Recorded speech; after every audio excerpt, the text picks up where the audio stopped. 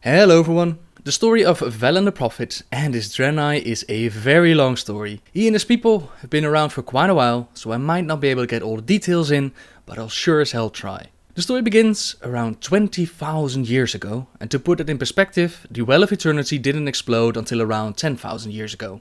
Give or take a few years by now. The Draenei called themselves Eredar back then, and in the time they lived on the planet named Argus. Their leaders were called Archimonde, Kil'jaeden and Velen the Prophet. Now these three, they were not just leading together, they were like soul brothers, man. They were so evolved that they could communicate and share visions with their minds. And yeah, they were just very, very close. And Velen was the only one with the gift of sight. Now one day on the planet of Argus, they received a visit from Sargeras. He found great potential in the Eredar and he promised them the universe. Worlds to explore, people to adore them, knowledge from far and wide just for them to study. All they had to do was pledge their loyalty to Sargeras.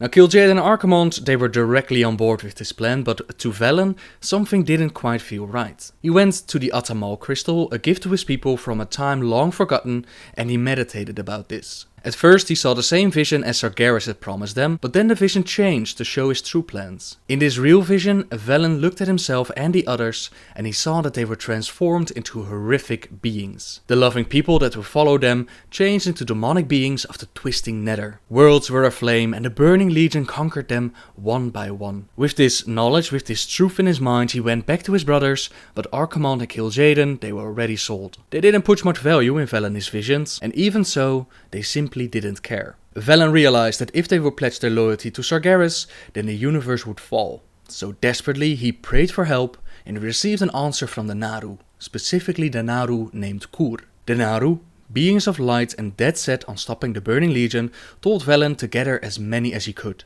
To help him with this task, Velen asked his trusted friend Talgaf to help him, and yeah, they gathered on a hill and they waited for rescue. In the meantime, Velen had taken the Atamal crystal with him, the Naru had told him to do so, and in the distance he could see Talgaf. The crystal warned him that what he saw was not the truth, and in reality Sargeras had already begun with transforming the Eredar into Manari. Manari is the Eredar word for something twisted, unnatural, tainted by foul magic. Was it not for the crystal, Velen would not have seen the betrayal until it was way too late. His corrupted brothers and sisters slowly made their way towards the gather group, and desperately Velen called to the heavens.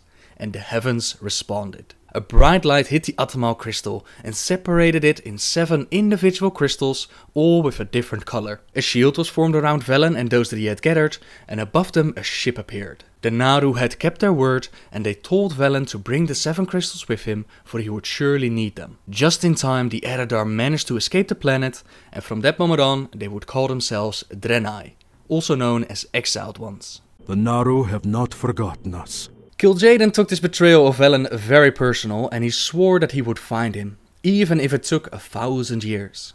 And so the chase was on. The Draenei would run, Kil'jaeden and the Burning Legion would follow. Every time they came close, Velen would be warned, or one of the crystals would allow Velen and his people to escape in time. It's not explained what happened to the planets that they left behind, but it's not hard to imagine that the Burning Legion conquered them. This went on for a very long time, until around 200 years ago, the Draenei had to make a crash landing on the planets they would call Draenor. For some reason, the Naru named Kur had fallen ill, so they couldn't use the ship anymore and they were stuck on the planet. It was Talgaf who found the Draenei again, and he told Kil'jaeden. This time Kil'jaeden had a better plan in mind. Instead of going in with his full force with the might of the Burning Legion and just to see the Draenei escape again, he decided to use another race that lived on Draenor. He decided to use the Orcs. He manipulated them into becoming a fighting force known as the First Horde. This also included offering the blood of his servant Manoroth, which gave the Orcs incredible powers but also made them slaves. When the attack started, the Draenei were pretty confused. Before this, they weren't exactly allies with the Orcs, but they had been trading with them. There was even a moment where they saved the lives of 2 of these Orcs, and one of those Orcs was the father of Thrall, he was named Durotan, and the other was Orgrim Doomhammer. When Velen figured out what was going on, that Kil'jaeden was behind it, he tried to make peace with the Orcs. He ended up in front of Durotan and told him that he wanted to take them all to Oshu'gan. Oshugan was actually the ship that the Draenei crashed with, but over the years had become a sacred place to the orcs. When Naaru fall ill or enter their death cycle, they enter a cycle called the Void, where they unwillingly suck up all the light that they can, including the souls of the departed. The Naaru Kur had befriended the souls of the departed orcs, and he had inspired the shamans of the orcs to take care of him. That made this place very sacred to the orcs, and when Velen told them that this was because of the Draenei and the Naaru, well, that pissed them off. Imagine that the one that you are told is your enemy, the Draenei, is now telling you that your most sacred place is because of them. They weren't exactly happy with that. In fact, they were very insulted, and it took everything Durotan had to keep his people from murdering Velen on the spot. His orders were to deliver Velen to Ner'zhul, but because of their past, because the Draenei saved his life, and because he didn't exactly trust Ner'zhul, he decided to let Velen go. This action did not stop the Horde from marching on. It was their mission to kill every Draenei they could find, and near the end they were corrupted by fel magic, they were corrupted by demon blood, all kinds of vile things. The war would come to a conclusion with a final assault on Shafra city. The Draenei had made the plan to leave enough of their people behind so that Velen and some of the others could flee to Zangarmarsh and live another day. This pained Velen greatly because leaving his people behind is not something easy to do, but the Naaru assured him that he and his people had to survive. They still had a role to play in the army of light against the burning legion, so they had to survive. The orcs, they sacked the city. The Draenei who stand behind sacrificed their life, and their plan went as good as they hoped. Kil'jaeden believed all the Draenei to be dead, and he left the orcs to their fate. The planet of Draenor was all but destroyed, the use of fel magic had corrupted the land as much as it had the orcs, food and water was becoming a rare thing, and all of this led to the first Orcish invasion of Azeroth.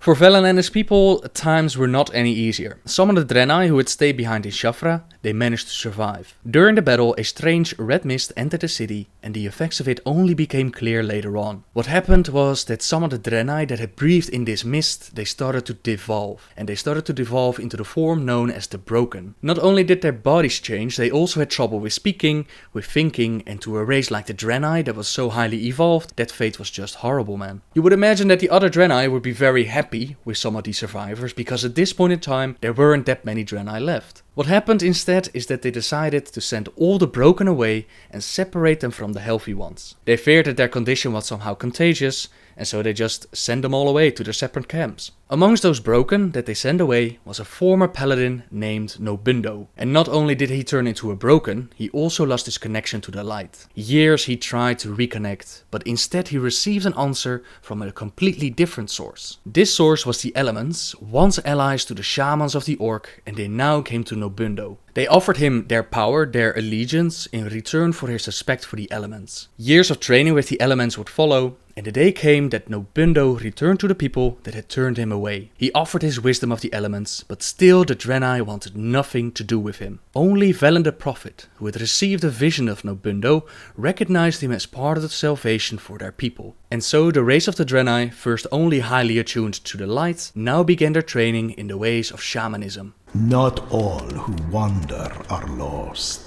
Now this was not just an event that happened in a week, right? It took him years to learn the craft of shamanism. And in the meantime, the world around the Draenei didn't exactly stand still. Actually, some major events happened, but I'm going to have to keep this short to focus the story on Velen. The Horde tried to invade Azeroth, but they were pushed back and the portal was closed behind them. Ner'zhul opened several rifts to different worlds, causing Draenor to nearly destroy itself and turning it into Outland as we know it today. MacFarredan used those rifts to summon more demons and he proclaimed himself as Lord of Outland. Khadgar looked for help with his Burning Legion problem, and the Naaru, led by Adal, aided them to take Shafra city. Now sometime after the destruction of Draenor, the Naaru brought the Tempest Keep to Outland.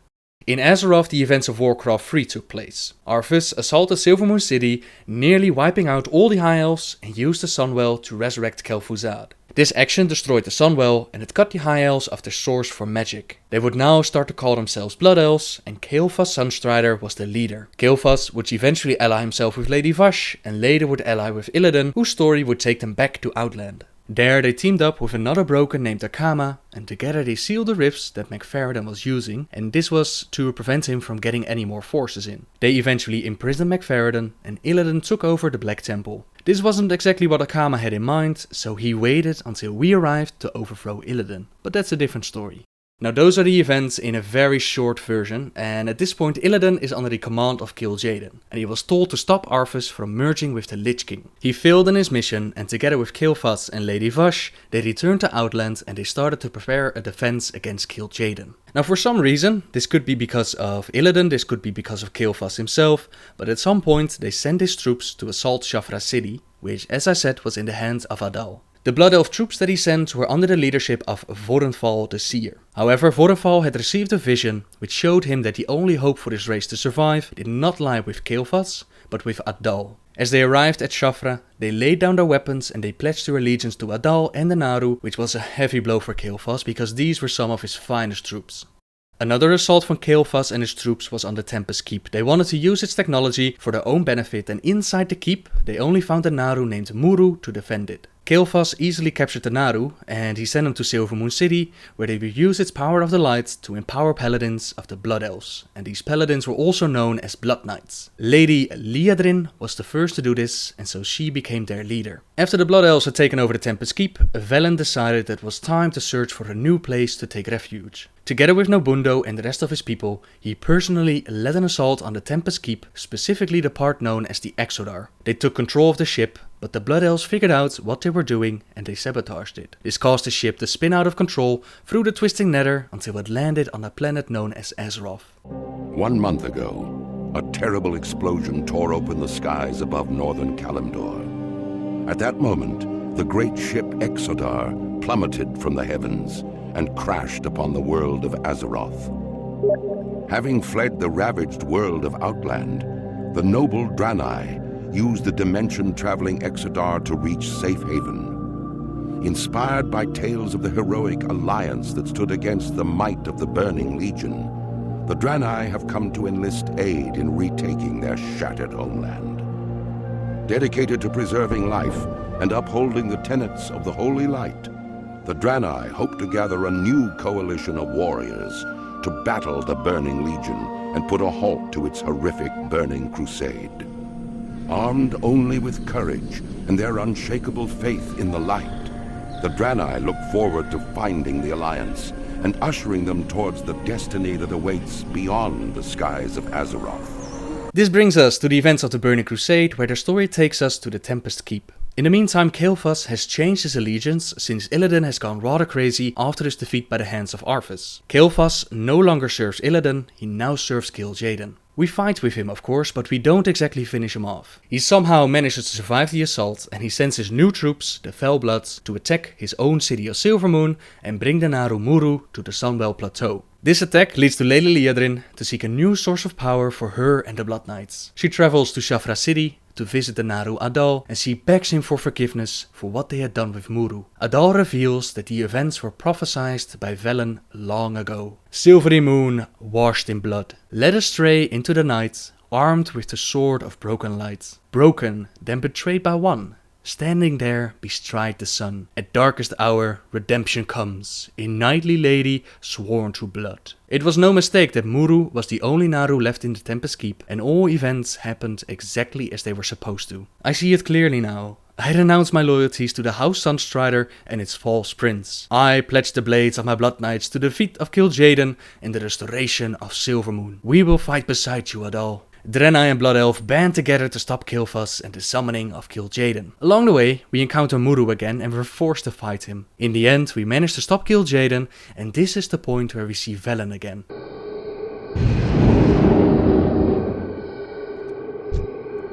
Not all who wander. Mortal heroes, your victory here today was foretold long ago. My brother's anguished cry of defeat will echo across the universe, bringing renewed hope to all those who still stand against the Burning Crusade. As the Legion's final defeat draws ever nearer, stand proud in the knowledge that you have saved worlds without number from the flame. Just as this day marks an ending, so too does it herald a new beginning.